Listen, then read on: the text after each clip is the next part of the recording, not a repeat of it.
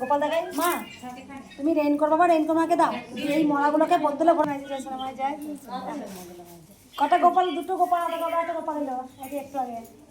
যে আমি বলছিলাম আমার মেয়ের পেটে সেই সিস্টটা ছিল, যদি ভালো হয়ে যায় আমি যতদিনে হোক আমি ছোটো গোপাল দিয়ে পুজো দিতে যাব, আর যেন ভালোভাবে সুস্থভাবে হয়ে যায়। আমার মেয়ে ছেলে দুজনই নাতিন খুব সুস্থভাবে হয়েছে, খুব ভালোই আছে।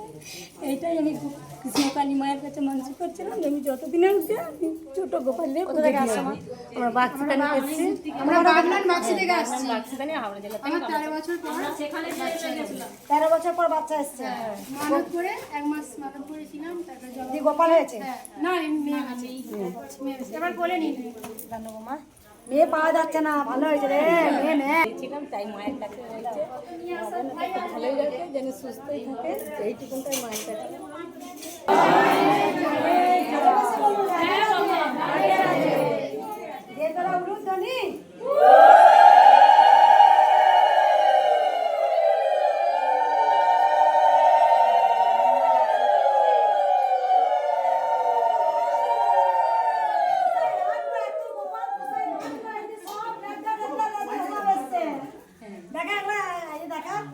কত গোপাল, ওই দেখো ছোট বড় গুচ্ছি গাপচা, ওই দেখো সব বসে আছে। গোপালের মা না, তুমি তো গোপালের মা।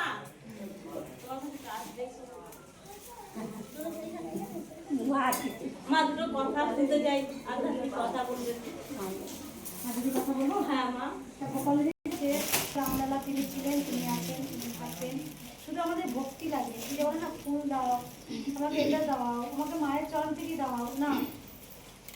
যদি কেউ ঘরে বসে বলতে পারে জয় কৃষ্ণকালী মায়ের জয়, এই মহামন্ত্রের মধ্যে যে কি অলৌকিক শক্তি আছে, যারা পেয়েছে তারা তো জানে। 13 বছর পর বাচ্চা, কারো বাচ্চা হওয়ার সম্ভাবনা, তাদেরও বাচ্চা হয়েছে 22 বছর বাচ্চা হয়ে মারা গেছে। বাচ্চা 18 বছর 22 বছর পর মারা গেছে, মায়ের কাছে বলে গেছে মা সেই সন্তানকে যেন আমি ফিরে পাই। ঠিক যাওয়ার পর সন্তানকে কিন্তু ফিরে পেয়েছে। এত মানুষ আসে, তারা বলে মাগো পেয়েছে, জয় কৃষ্ণকালী মায়ের জয়। আমি কিন্তু কাউকে বলি না যে আমার এটা লাগবে, কেউ ভালোবেসে দেয়। কারণ মা আমাকে স্বয়ং বলেছিলেন যে কারোর কাছে যেন কোনোদিন হাত পাতিস না।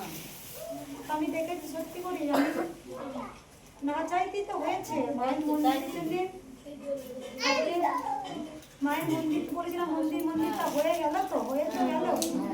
ভগবান এসছেন ভক্তের জন্য, ভক্তরা এসছে মায়ের জন্য। ঘরে বসেই